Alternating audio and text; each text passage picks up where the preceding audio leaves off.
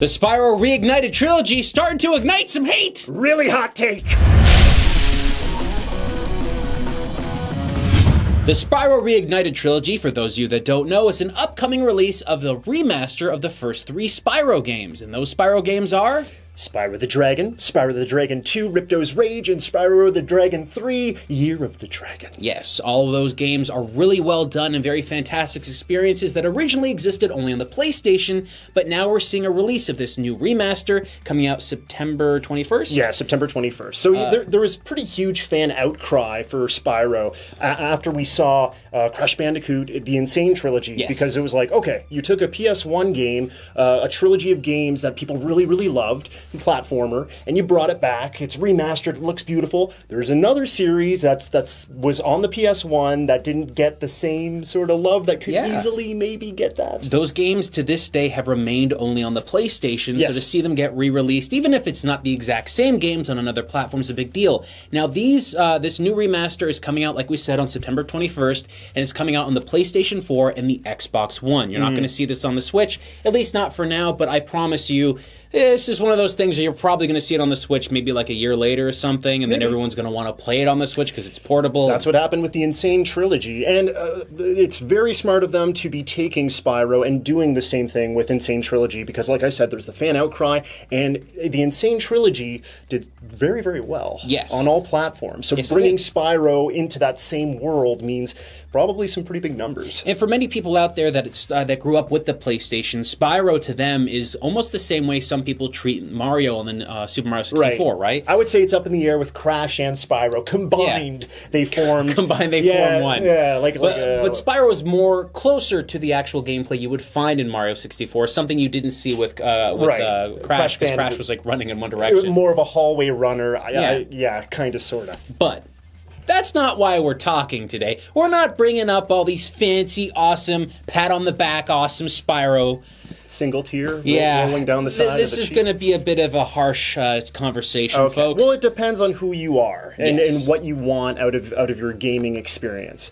For me, I like to have things physical. I like to have a physical disc, and I like to have all my game content information on that disc, which is getting harder and harder to come across nowadays. It is because of the way that games are manufactured to have DLC and other things post-launch, right? Or fixes post-launch. Yes. Basically, when I see a disc of a game, I want that disc to basically hold the most not really the most up-to-date code, because there's updates, the games get released over time, but I want the game released on a disc so that in the future, if they ever turn off the servers or something like that, I can still play that game off the disc. So all that being said, news has just come out, and we were able to confirm it because we went to the official Spyro webpage. And it's confirmed that the first title of the Spyro trilogy is going to be physically on that disc. The other two... digital downloads. Digital downloads. Now, this makes me incredibly upset because this is something that I think isn't required or needed. They don't need these last two games to be digital downloads, because now it's not like you're paying extra for the digital downloads. It's just when you get the disc, you have to download some update online that allows you to do that. Now, let's make this clear.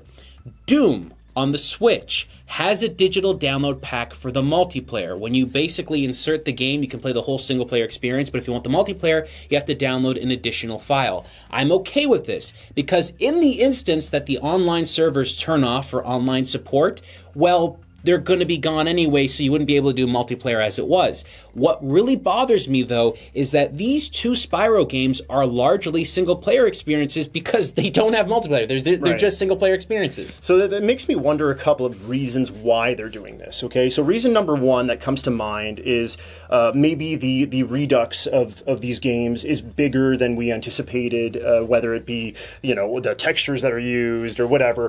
In that it could be too much data to have all three of those games on one disc, which I would say make it 2 discs. Whatever, man, it's fine. Yeah. Or another conclusion that you can jump to is that possibly the other 2 games aren't even finished yet. Yeah, I mean, Right? that's true. That's what it could be. Now, first off, the first thing you brought up, I basically want to work against that theory. The reason why is that both the Blu-ray disc drives on the PlayStation 4 and the Xbox One basically have access to 50 gigs of data, okay? a lot. So that's a lot of space. Now, what happens when you have a trilogy like this is that they basically use what's called a shared asset library. Now, that sounds a little bit technical. Basically, all it means is if there's textures in one games and models in one games and sound effects in one game, They can carry over. They can get carried over and moved on to other things, okay? So when it comes to this trilogy, even though they are remastering 3 completely different games, the likelihood of these games utilizing the same assets is fairly high, right? Yeah. We're not talking about exact like music files and sound effects in terms of voiceover and stuff, but just minimal things. The engine is going to stay the same. Those basic ideas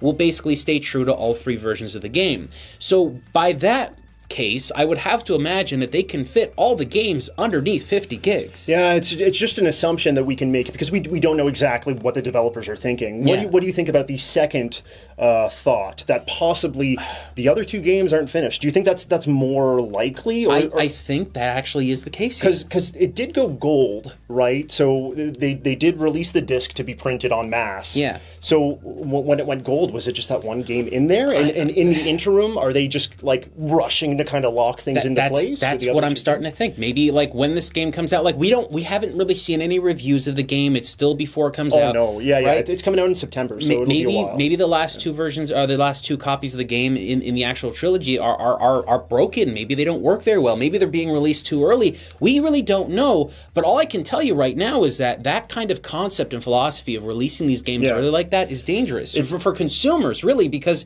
you'll buy something that you can't use in a couple years. And this information is kind of coming in, it seems like, under the radar and relatively late. Yeah. So it makes you wonder exactly what's going on. Yeah, Like, was this some sort of tactic? We heard about this on Reddit, like very quickly. Somebody had just discovered it because they went on the front page and it was in a little asterisk on the website. We'll show it to you right here. You can see that it just has it at the bottom there as if it's not even a big deal, but it is. And another thing that this could actually be an instance of, maybe Activision wants to really push people to purchase their games again in the future. Right. So a way to do that is to damage the physical release now so that in the future when people actually want to rebuy this, they can't just take their old disc and put it in. This makes the disc worthless in the future. Right, that's a possibility as well. And it really infuriates me because, like, what's the point of having physical media at this point? Yeah. Like, okay, I have this disc, it means nothing. If you're buying a physical disc and it's just a key to unlock a digital product, like it just completely cheapens game collecting to me. And when I look at this generation of consoles, it seems like this is the half step into